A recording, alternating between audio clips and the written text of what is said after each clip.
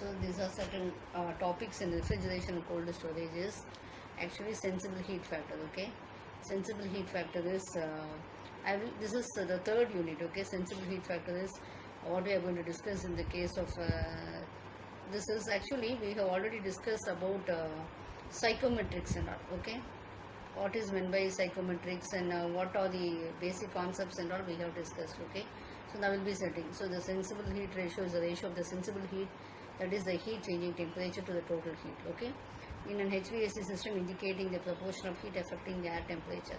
So this air conditioning system will be describing the changes in the thermodynamic properties of moisture during the initial and the final stages of air conditioning, as well as corresponding energy mass transfers between the moist air and the medium.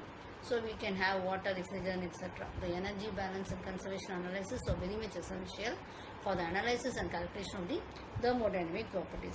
Okay, we know sensible heat means the heat that changes the temperature of the air, and latent heat means that is heat is absorbed or released during a phase change. Okay, so total heat will be the summation of this. Okay, the sensible heat ratio. So what it is actually, when you take it as your sensible heat ratio is when you take this is the proportion of the sensible heat to the total heat load. Okay, it is calculated as sensible heat divided by total heat. It indicates how effectively a cooling system removes the heat versus humidity. So if we have 0.9 SHR means it means more temperature control. If we have a lower SHR means 0.7 means it means more dehumidification. Okay. So this is already I told you. So SH, that is sensible heat factor, is equal to sensible heat divided by sensible heat by latent heat. Okay, and Vs will be the volume.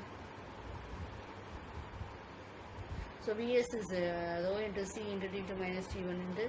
So Vs is the volume flow rate of supplier, Rho S is the density of supplier, T2 T1 is the moisture final as temperature final in the initial stages of air conditioning. The mass is Vs into rho. Okay. Next one is root sensible factor. Okay, room sensible heat factor. Okay, room sensible heat factor. So what we do, what we have is the ratio of the heat we can feel, like sensible heat and all. Lights of people to the total heat load in a room, that is sensible or plus moisture latent heat. Okay, so it is a ratio of RHH divided by RHH. That is your room sensible heat divided by room latent heat divided by that is the summation. So that is being indicated. So if you are adding this RSHS will be obtained by adding these both. You please see the diagram. So the slope will be indicating the slope of this RSHS, the ratio that will indicate the ratio of sensible to the latent heat, etc. Okay, so RSH is projected on the enthalpy by estimating the delta HS. You can see this. We can also we can find the enthalpy for the corresponding points, temperatures, and also the specific humidity W1 and W2, etc.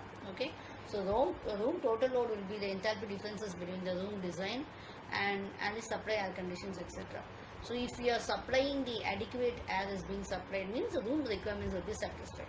Okay, so if it has to be satisfied, then the dry bulb temperature and the wet bulb temperature of the supply air will be following on the same line. Okay, so these why these are important actually, why it is important, so what purpose it's playing a major role. Okay, it's crucial because it balances the temperature control, and that is the sensible heat, with the humidity control, that is the latent heat. So this will ensure the equipment efficiency, and it will meet the specific space needs. So it will prevent inadequate cooling or oversized systems, etc.